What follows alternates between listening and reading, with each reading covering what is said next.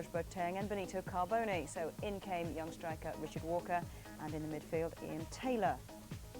The Gunners started with three strikers, Henry, Bergkamp and Kanu.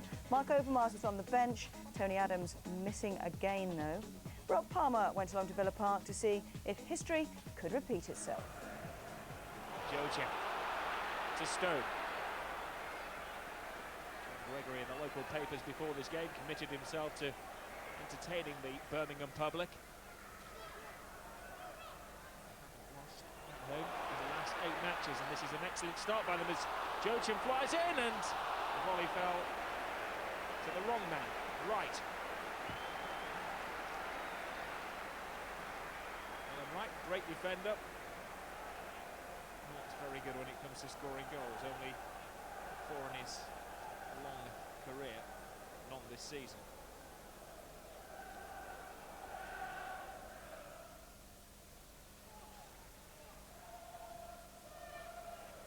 Stone, Merson doing in a roaming role, looking for Walker. Keown heads the ball away. Jochen plays it back in, and Walker gets a header on his first Premiership start of the season. Richard Walker, Birmingham born, came through the system, was almost lost when John Gregory had to think about whether he allowed him to go to Blackpool or not. Today he leads the line.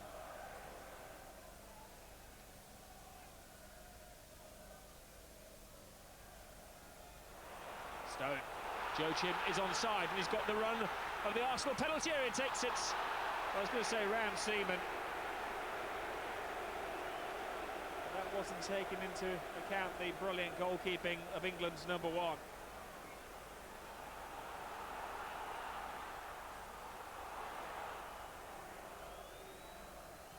He whisked the ball in, and that was a great catch from Enkelman.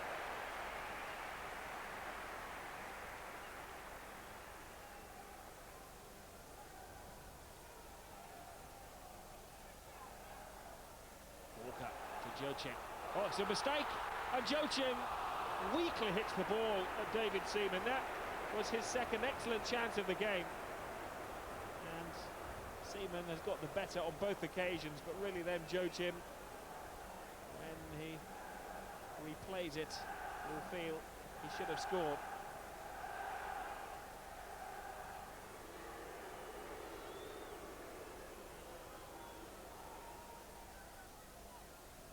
Southgate. Jochen. Dixon bounces off him. Referee allows play to continue, and Jochen tried to catch David Seaman going the wrong way. And a regroup. 9 players back defending behind the ball. Solid, strong, certainly difficult to break down. It's Villa we're talking about. Objectives normally used for Arsenal. But they have some crack. Bergkamp may have, and again, it was good goalkeeping, but again, maybe could have been more distinguished finishing. Delaney.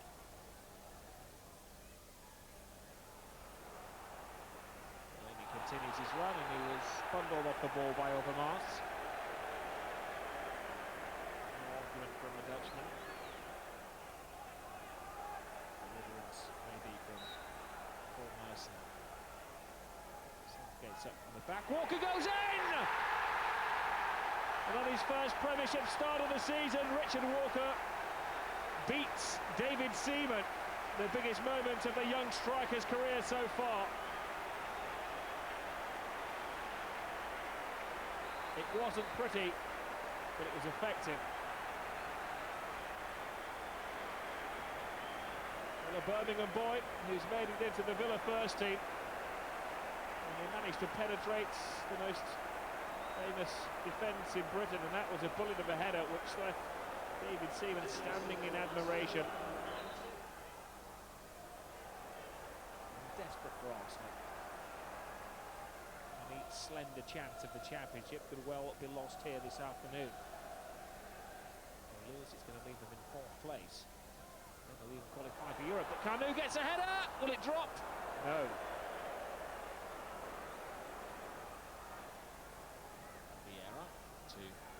Keown. Winterburn. Vieira. Kanu. Dixon. Chances it and gets a goal! A goal which was down to grim resolution.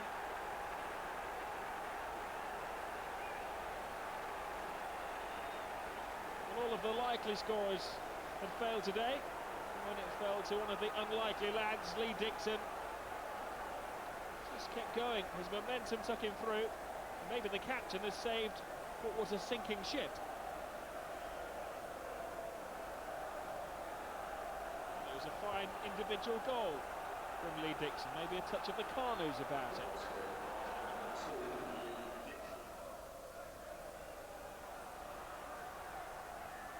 Kanu. Harbour. Both of us.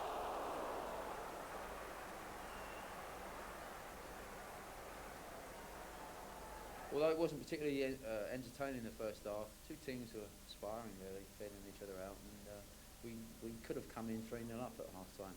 Certainly had the best chances in the game, and we restricted Arsenal really to Lee Dixon's effort and 2 or 3 spectacular efforts from 20 or 30 yards. But other than that, we've done enough to have won the game today. It was weird because when they scored, we finished much stronger. When we came back to 1-1, we looked more like the team who could still win it. But overall, I think it's a fair point. It was important for us not to lose after Thursday night. We have given a lot Thursday night, and you could see today that the battery was a little bit flat. A little bit flat after 5-1 against Deportivo. Quite a good summing up, I think. Yeah, I think it was. I mean, they put a huge effort into Thursday night's performance. It was the Arsenal of old on Thursday. I thought they were absolutely magnificent. It changed actually the formation today. It's quite surprising. Arsenal don't that often go with 4-3-3, but they decided to play Henry, Bergkamp and Kanu up front, which was quite a bold move to start the game with. And but Villa really had a couple of excellent chances in the first half. They could have really killed the game off in the first half. Yeah, they did, and I think this is the best chance. Steve Stone just slips a beautiful ball through to Joachim. 1-on-1 with David Seaman. That's a terrific save, because that's either tends to be a penalty or the striker tends to go around goalkeepers and slot it in, because you know, really, if it hadn't been for David Seaman there, clearly Villa would have got a lead. Joachim had another chance after that, but it went begging. I'm sure John Gregory and the players may certainly look back on that as a turning moment for the game. Arsenal, we've talked about Coventry being a different prospect home and away. Arsenal are the same, aren't they? Yeah, they are. I mean, Highbury's can be a very difficult place for sides to go and play. It's a very tight pitch. The crowd seem very, very close to you, and you know, the atmosphere when they get going at Highbury can be intimidating. And they seem to certainly benefit because of that. Away from home, it can be a little bit different. And I think that you know, he's chopped and changed his side today. And I guess what will be the bonus now this season will be hopefully try and cement a Champions League place. But you know, UEFA Cup is a more realistic tournament that they've now got to go for, and they've set themselves up superbly after 5-1 result on Thursday night. We can have a look at both the goals scored in that game now. Villa taking the lead. Yeah, I mean, Delaney had done very well to get down the right-hand side. Overmars would give the free kick away, but this is a superb delivery from Paul Merson. Young Richard Walker gets himself in between Petit and Keown. There you can see Martin Keown very distraught and disappointed with Manu Petit. Perhaps felt he should have been a little bit more stronger against the young striker, but it's certainly a moment he'll treasure. And Lee Dixon here does magnificently well. He'll treasure this one, dribbling through the defence. But you know, he's led by example there. He's skipper today through the absence of Tony Adams. A little bit of a slip from Gareth Barry, but Lee Dixon just kept on going and going and going, and he deserved that goal.